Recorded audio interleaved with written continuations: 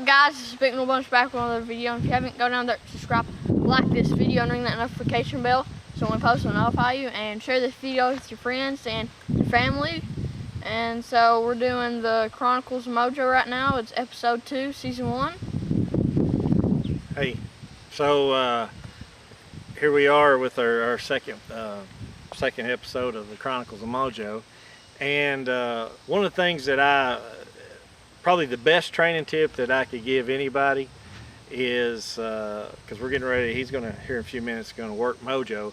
But the best training tip I could give is if you are having a bad day, or you're aggravated, or you're mad, don't train the dog. Because the dog can sense that, and I've learned that over the years, and then it ends up you both are frustrated with each other, and nothing gets accomplished. So if you come home, you've had a bad day at work, you're going to train a dog, you think you're going to train, just don't train. Get the dog out, pet it, love on it. I guarantee you that'll make your day a lot better.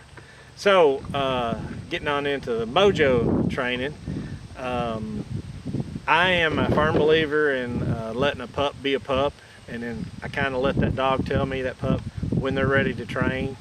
You know, and up until that time, everything for us is fun training. You know, everything we do is just about having fun, but we're also kind of training, and it's just a fun way of training. And then when it's time to get into the serious training, you know, like Mojo, she's about 6 months old, so we've really got into some serious training now, and she's doing pretty good.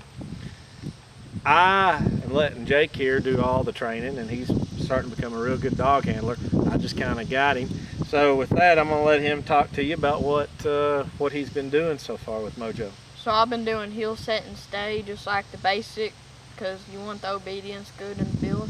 And this is a pinch collar, so like at first you want to use a pinch collar, and then you move to a shock collar once they're ready. But first you don't want a check cord like I have at first. You just want a little leash so they'll stay close to you. And at first, if they ain't staying, it might get frustrating, but they'll learn eventually. And once they learn, it's really satisfying. And something I always say is Rome wasn't built in a day, and it takes time to, and you've noticed that, right? It takes, you know, and then one day they just pick it up and everything starts clicking. Also, you know, it's repetition.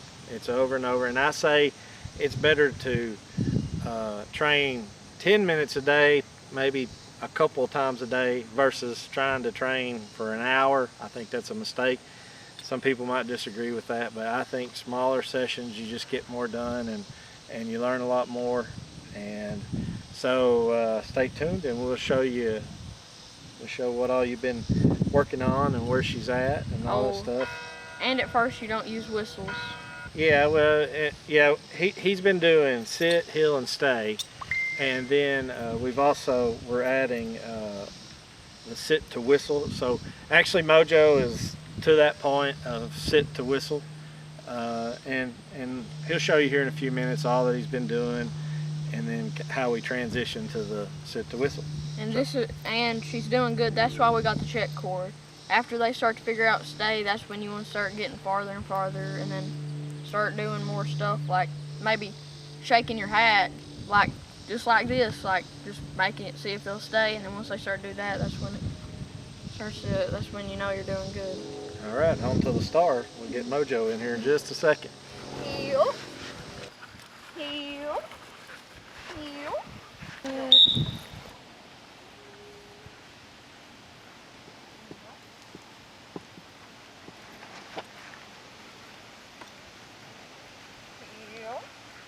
Heel, heel, heel, heel, heel. At first I would just say set, and then I started transitioning to saying set and then blow the whistle, and now we're at the point where I blow the whistle and she'll set. So that's when and then you want to love on them a little bit too. You want to say good girl, and that means they're doing something good. See, she's happy now. And heel, heel. Now we're going to show you stay. This is when the check cord comes handy once you start to get them to stay longer. So stay, stay, Stay. Stay. Watch here. And we're still working on like coming, so that's when you walk forward. Because sometimes they want to go to this side, but once they start to figure out, they'll come to you and then turn. We're still working on the turning part. So I am a firm believer in every kid should have a dog. I got my first bird dog. He was a big L-Hue pointer, I think when I was in about the 3rd grade. Having a dog teaches so much, responsibility, taking care of that dog. I highly recommend, if you can get your kid a dog, do it. And the Bicknell bunch, there's a bunch of kids. There's 6 kids, so everybody takes a little bit of part in taking care of Mojo, feeding to loving on her and different things. But like I said, I'm a firm believer in kid, and I prefer a hunting dog, because that's all I've ever had is retrievers and bird dogs. But Jake, what is one big thing that you take away from him? Because he's basically the full trainer here at the Mojo. I've just been kind of helping him along the way. But what's the one big thing that you love the most about it?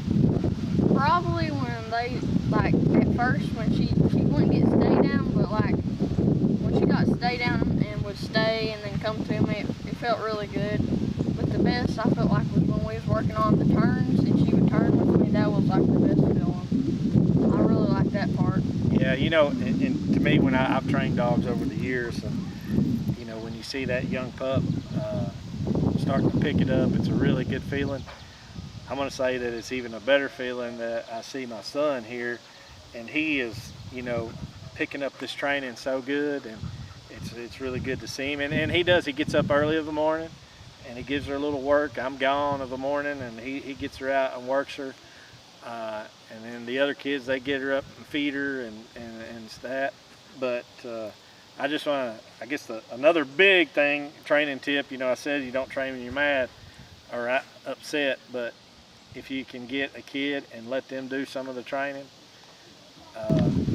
So, you get that kid out there training, and I think we see a lot of craziness going on in the world, and I think if every kid had a dog and could train and take care of them, I don't think that the world would be so crazy and all the crazy stuff going on. So if you can, get your kid a dog.